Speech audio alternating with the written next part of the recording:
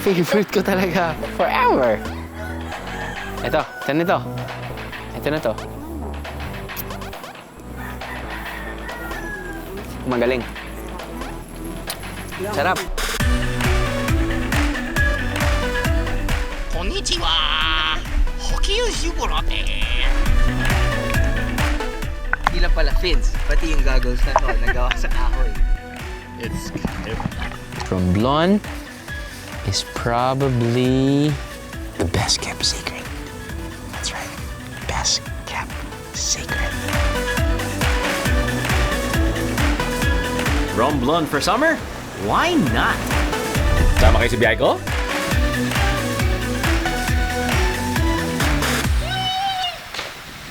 Sama kayo sa biyahe ko?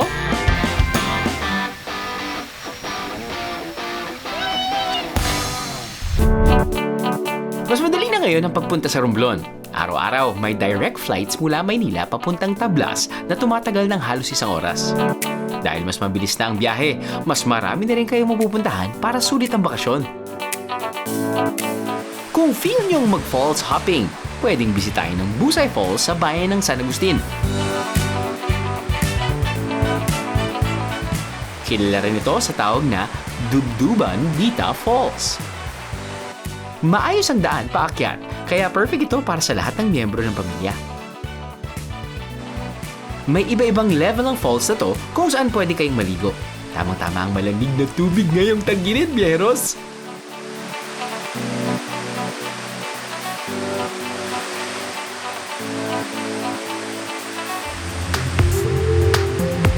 Isama nyo na rin sa listahan nyo ang Trangkalan Falls. Ilang minuto lang ang layo nito mula sa Busay Falls, kaya pwede kayong mag-side trip.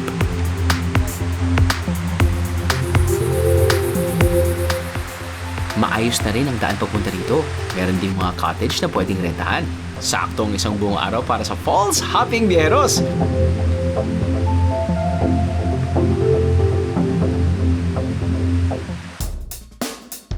Pero hindi lang chill at laid-back activities ang pwede niyong subukan. Dito sa Tablas, pwede kayong mag-aral ng kitesurfing. Meron tayong 2 season dito sa Tablas, habagat season at amihan season. So yung habagat, start ng July, August, September hanggang October. Yung amihan season naman, yun talaga yung kitesurfing season. Umpisa tayo ng November hanggang last week ng March. Dito sa Tablas, medyo komplikado yung posisyon ng isla natin sa wind direction. Ujongan, Santa Fe, may kite spot din po dyan. Pwede rin kayong umarkila ng gear para wala na kayong problema.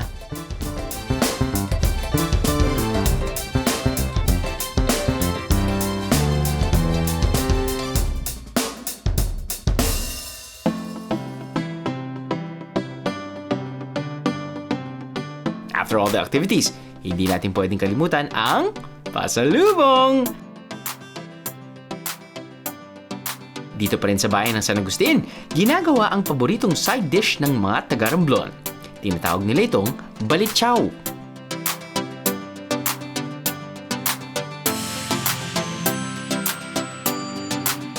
Simple lang ang mga kailangan sa pagluto ng balitsaw. Nandiyan ang sili, bawang, bagoong isda o patis, at ang niyog.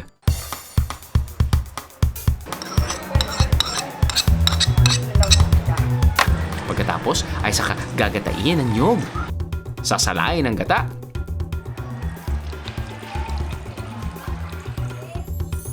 Idadagdag ang bawang. At ang dahon ng kalamansi, pampabango. Saka ito papakuluan. Kailangan tuloy-tuloy lang ang paghalo para hindi masunog ang gata. Tapos ang ilang minuto, lilitaw na ang balitsaw.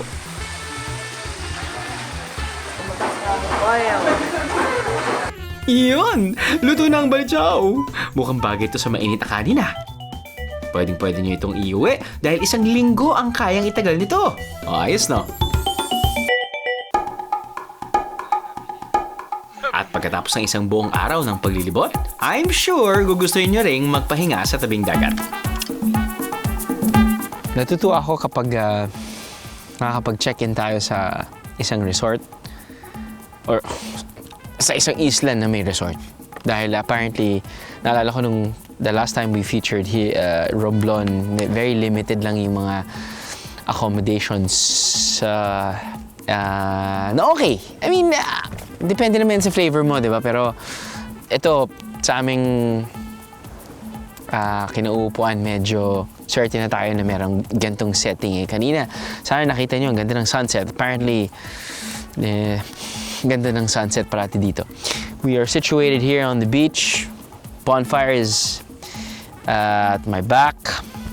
And ito mga pagkain ay nagiging extra special kahit ordinaryo sila. Dahil sa setting. Kanin, naging special kanin.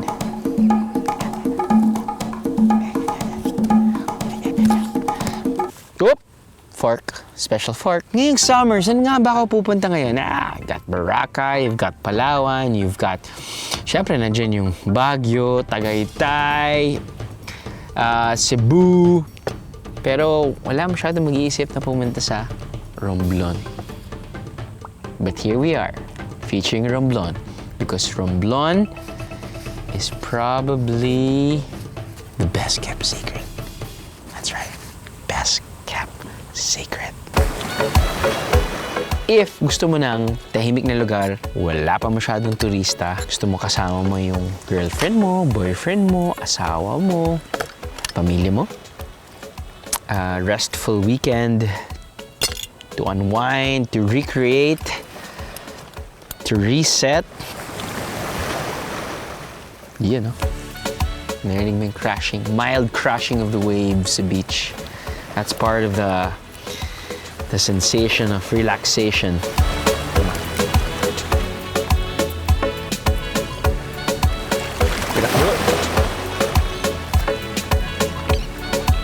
Buti na lang walang smell vision. Dahil hindi pa ako naliligo buong araw.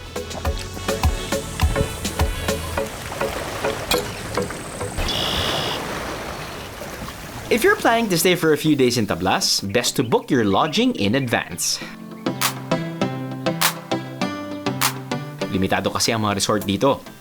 Kaya bago mag-peak season, mas okay na mag-book na kayo. Para sa mga magkamag-anak o barkada, swak sa inyo tong resort na to na tinuluyan namin.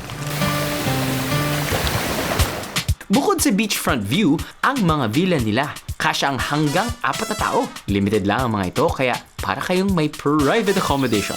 Solid nyo ang beach. At sino ba namang ayaw sa ganito kagandang sunset araw-araw? Instagram worthy. Another day to explore Romblon. Isa sa pwede niyong gawin ngayong summer sa Romblon ay ang island hopping. Kabilang sa mga dapat niyong mapuntahan ay ang Lapus-Lapus Beach. Magagandang rock formation at mayayabong na kagubatan ang madadaanan nyo kaya hindi rin kayo maiinip sa boat ride.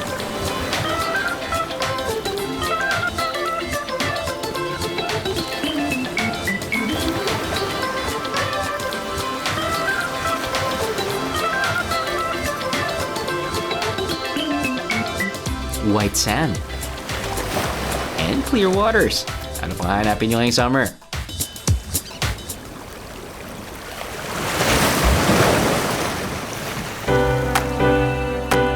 Tagos na tagos ang ibig sabihin ng lapus-lapus.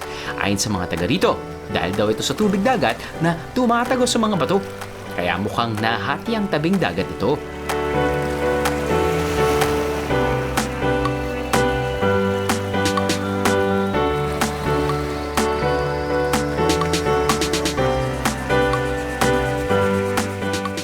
Hindi pa gaanong sikat ang lugar na to, kaya pwede nyo itong masolo at mag-swimming galore lalo na kung hindi peak season.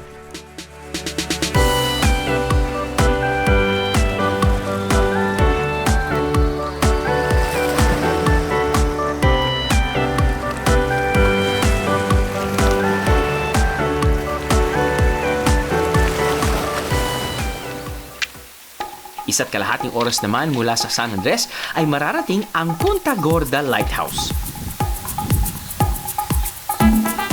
Isa ito sa mga pangunahing parola sa Pilipinas na itinayo noong 1930s. Mula sa tuktok nito, may enjoy nyo na ang napakagandang view ng dagat. Dito nyo naman At ang maganda pa rito, walang entrance fee. Libreng photoshoot ito, guys! Sa paanan ng lighthouse, ang starting point ng trek papunta sa ating next location. May hagdanan na, kaya mas madali na bumaba.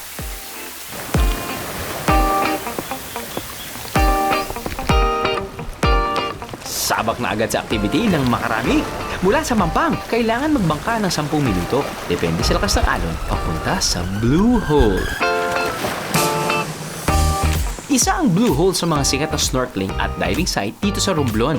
Kasama ang aming guide na si Deo Fausto, susubukan naming sisirin ang Blue Hole. Sinubukan muna ng isa pa sa aming mga guide kung kakayanin namin ang alon.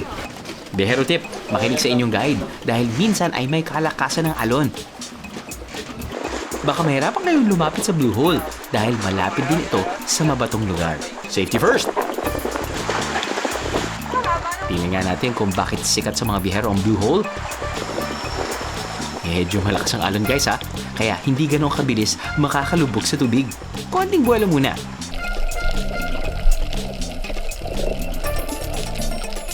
Well, look at that. Snorkel at free dive pa more.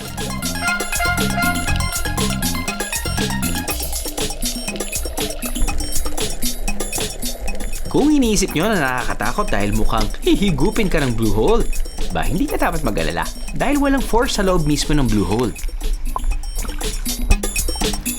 Okay naman.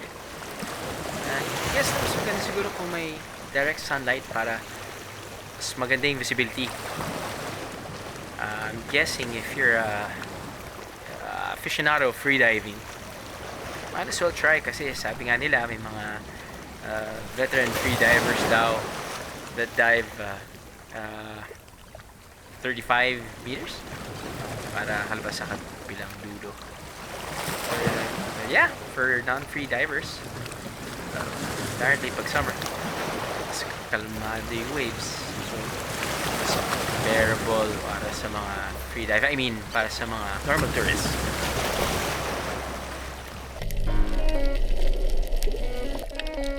Aside from the Blue Hole, meron pang ibang snorkeling sites na malapit. Perfect ang White Rock Snorkeling Site para sa mga gustong mag-enjoy kasama ang mga corals. Para naman sa mga cave enthusiasts, meron din silang bagong natuklasang kuweba. Tinawag nila itong Pearl of Melody mula sa pangalan ng isang turistang nakapunta na rito.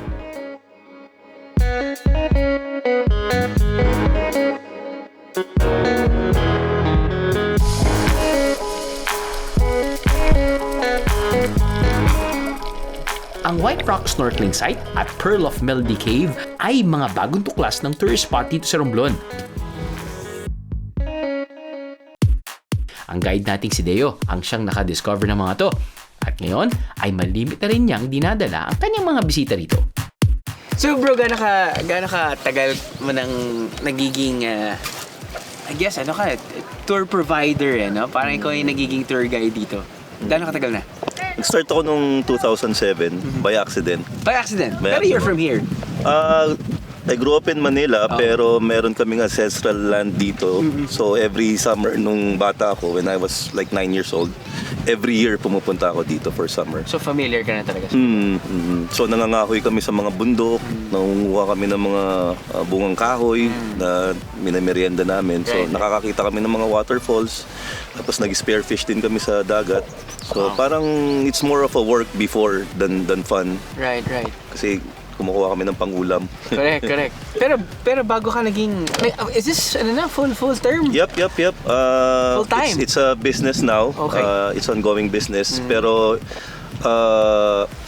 yung business itself nasa 7 years pa lang. Pero yung tour guiding more than 10 years na. More than 10 years na. How important is it for you na kailangan kahit paano meron kang i-inject na ecotourism and kasi this is as long as you stretch it out and then inject some good information and knowledge about taking care of the environment, mas hahaba rin yung negosyo nyo. Ang number one goal ng tourism, maipakita yung lugar, yung ganda ng lugar. Hindi bawasan o masira dahil para kumita. So kaya tumagal ako ng 10 years kasi hindi masyadong importante yung halaga ng tour.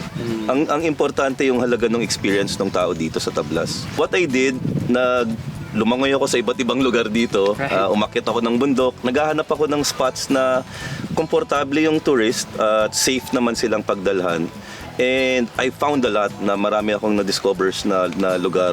Doon sa 10 years, hindi lang basta tour guiding, exploring din. Tapos malaman ko din kung ano yung background behind the place bago ko sila dalhin doon. So pinag-aaralan ko muna lahat yung lugar. At isang magandang mayamang bagay dito sa Tablas is meron ka pang madidiscover. At yung mga turista, meron pang mga turistang makaka-first time makarating. So isang malaking bagay yun sa Tablas at marami pang kaming pwedeng madiscover sa lugar. Galing mo, Deo. Good job, bro. Kung minsan, mas tumatatak at nagiging mas exciting ang bawat biyahe kapag may bago tayong natututunan mula sa locals. Dito sa bayan ng San Agustin, nakilala ko si Tatay Ebe. Bukod sa pangingisda, isa rin sa kanyang hanap buhay ang pagkuha ng liswi. Isa itong klase ng seashell na nakukuha high tide man o low tide. So tayo, sasamahan ko kayong kumuha ng liswe. Usually, kailan niyo po ba kinukuha yung liswe? At saan niyo po kinukuha? Doon sa Mabuhangin. Mabuhangin. Pero gaano kalalim po yun? Mga 8 di pa. Walang di pa. Pero mga 10 meter yun. 10 meters. So kayo naman kasi, sanay na yata ako kayo sa buong buhay niyo na pong ginagawa. Yan o, ano? Balita ko kapag low tide, may chance din ho kayong makakuha ng liswe. So hindi na kailangan masyadong mag-dive. Pero yung tao, marami din. Dahil nalabas sila pag nalaki yung tubig. Okay.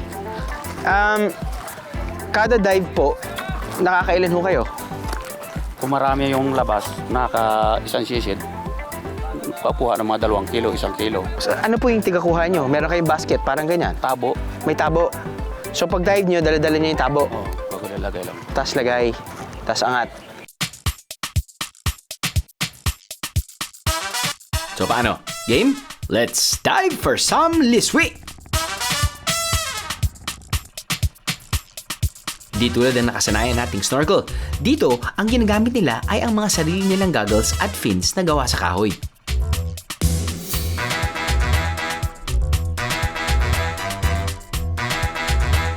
Konnichiwa!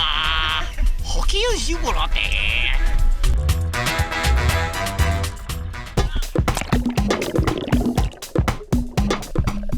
Kita niyo naman si Tatay Ebe, effortless.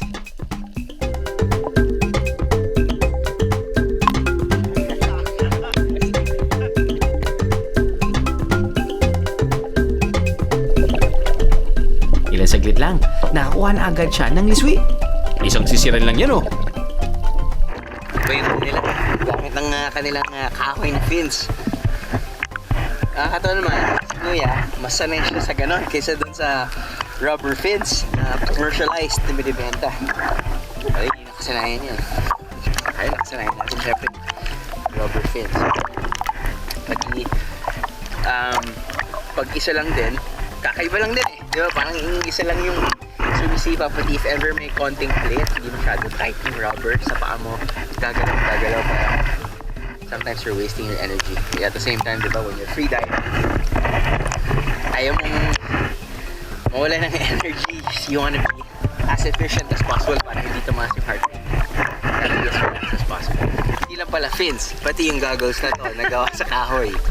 I mean, effective naman siya sa totoo lang. Pero syempre, kapag sanay ka sa mask na naka-cover yung nose, tapos meron kang snorkel, so bago ka sumisid, nakikita mo na, nag-relax ka. Ito kakaiba. It's kakaiba. Sige nga, sabayan ko nga si Tatay.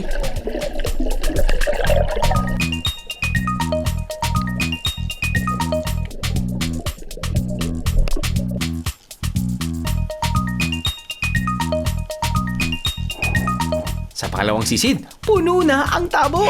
Good job, tatay!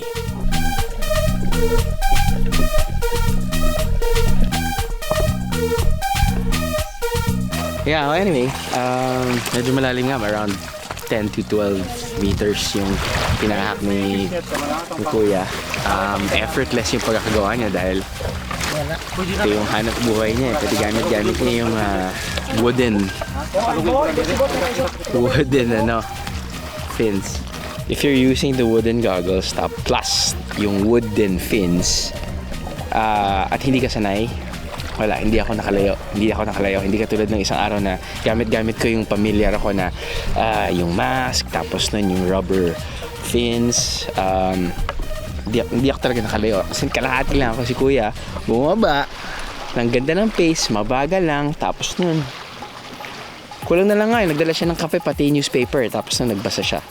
Anyway, sakto lang siya. Kinuha niya. Tapos isang balde. Punong-puno ng shell. Pag-akyat, parang wala nangyari. Nakakatawa. Galing. Yun nga. Pagbaba pala niya, pwedeng magkasama-sama pala sila. Hindi yung isa-isa, hahanap ka pa mo. Kumpul-kumpul sila, parang tropa. Stig.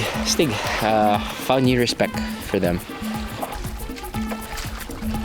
Pagkatapos sisira ng mga liswi, kailangan itong hugasan para matanggal ang buhangin.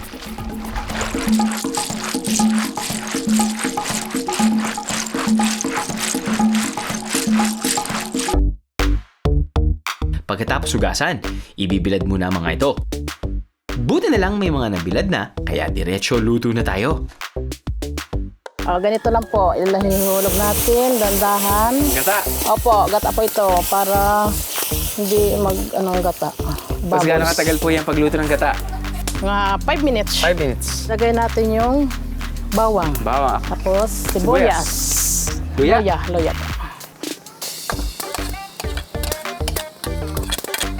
Haluin para hindi lumapot. Pag kumulo na siya, ilagay yung asin mamaya tsaka yung sili. Easy to prepared. Mas pwede na po ilagay yung sihi. Kasi kumulo na siya eh.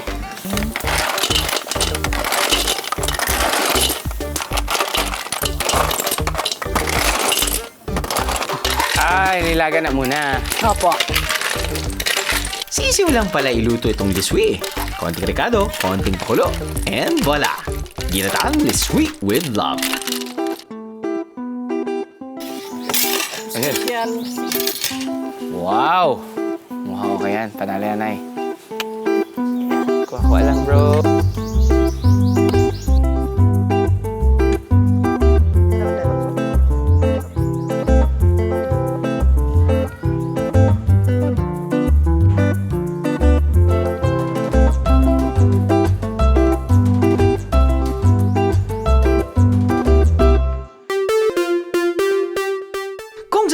Ay naubos na natin ang mga pwedeng pasyalan dito sa Romblon? Nako, dyan kayo nagkakamali. Dahil minsan lang tayo magawi sa Romblon, susulitin na natin ang adventure.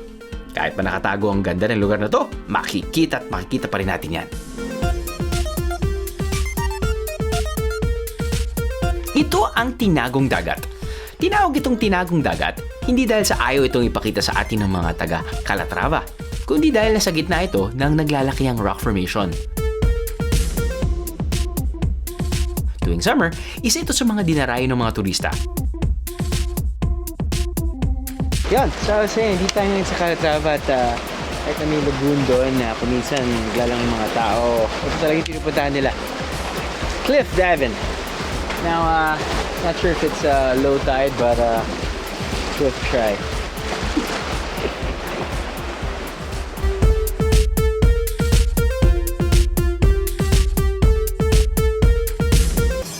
On my cue. Ano?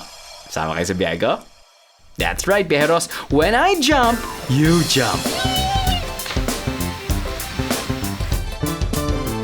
Hashtag you love my job pa rin, no?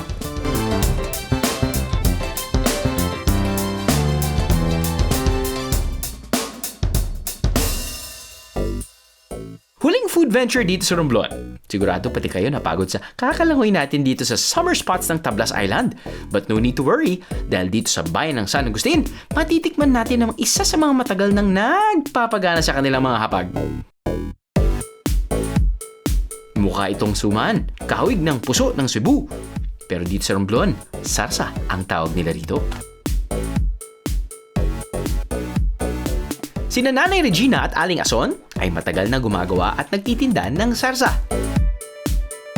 Sinisimula ng paggawa ng sarsa sa pinong taggudkod ng niyog. Katapos, isa-isang didigdigin ang bawang, luya, sili, hanggang sa maging pinong-pino ito. Susunod ay ihahalo ang binalatang hilaw na uyang o hipon at saka ito ulit didigdigin. Dinidig din, pati hipon din. Opo, lahat po dinidikdik, pati nyog po. Pati nyog. Opo. Nay, hindi po ba kayo napapagod? Kakabayo. Yan po ba yung parang exercise nyo na din? Oo.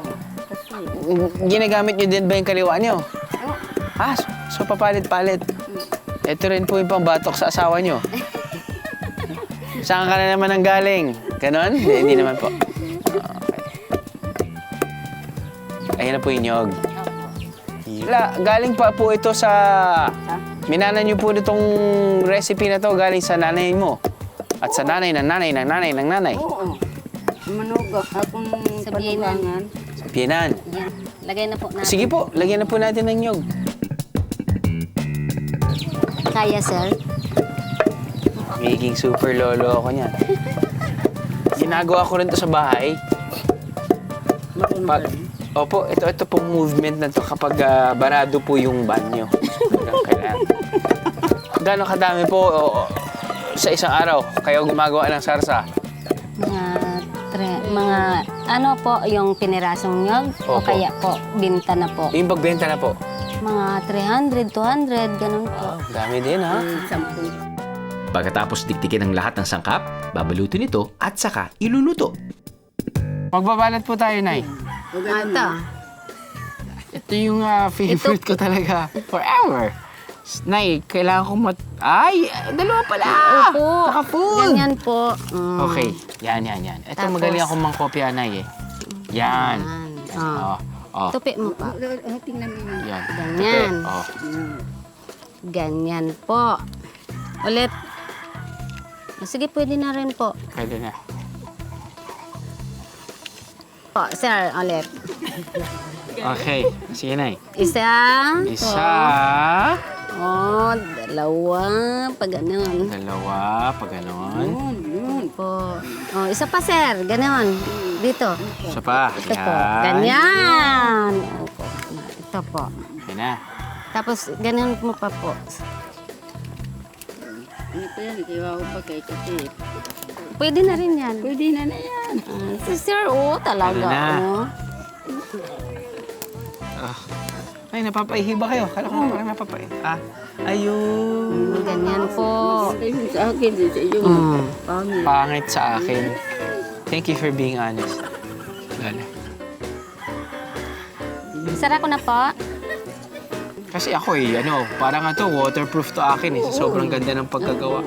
Maganda yan. Oh. See? Yan na. Okay. Di, ano halisun? Ayusin mo. Ganyan po, sir, Yan. Tika po, sandali. Oo. Ayan. Okay lang yan, Nay. Ano mo? Oh. Ano mo yun? Itupi po, itupi. Ganon po. Ganon. You mean parang ganito? Yan na lang po. Yan, yung ginawa ko ngayon. Tama. Ganon, So, yung ganyan. Ganyan. Nakasara na po. Nakasara yan. na po. Tapos Ganyan isasara po. ng ganyan. Tapos ganon, Tapos, isara mo tapos po. isara ko po yan. Tapos iikot mo papunta dito, Ikot pag ko po. ganon.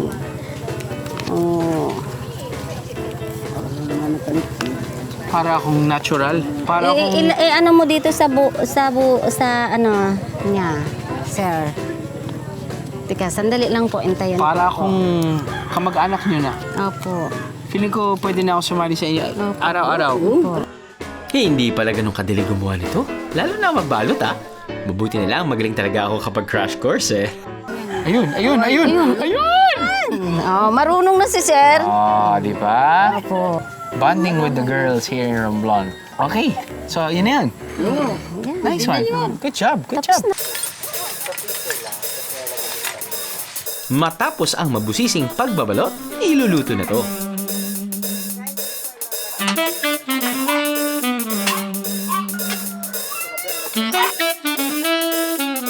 Yun. Parang suman. Okay. Ito po, kung alin po yung... Yung pinasok nyo, dun yun rin yung palabas. Doon ka din. Tama nga ganyan naman. po. Very logical yan. Ang ganda ng pagkagawa ko talaga kanina. Parang Sanay na sanay ka, sir, no? sanay. Wow. Yun na. Tapos, sa ano to? Ano po ba siya? Para siyang hinahalo kagad sa kanin o... Opo, pwede. Ulam. Ulam siya talaga, oo. Kinakain din ba siya kasama ng Poro. Kung gusto mo rin, poro. Kung kaya mo ang anghang. Ito na to. Tikman mo. Magaling. Sarap na. Sarap. Sarap, sir. Thank you. Maanghang. Sige, titikman natin yung maanghang na yan. Ito po yung ano? Maanghang po. Maanghang. Yan, oh. Oh. Parang ano to eh, parang bagay na second dish. Kaya meron kang manok, kanin, tapos ito. Parang ganon. Parang laing na pwede mo naman kainin na yun lang. Pero mas babagay talaga kapag meron kang kanin, tapos may isa pang ulam. Parang ganun. Pampagana po, sir. Yun! Yun yung gusto ko talagang sabihin. Tip of my tongue. Pampagana po. Pampagana. Ganyan. Ito yung mas maanghang. Opo, maanghang yan. Makakaabot sa langit. Makakaabot sa langit. Opo. Sister. Uy, oo nga. Yung mapapaubo ka ng konti. Uy, meron siyang follow through. Lola, oo nga. Dito mo ba kinukuha yung lakas mo, Lola? Ano mas gusto mo, Lola? Yung maanghang o yung sakto lang? Anghang. Anghang.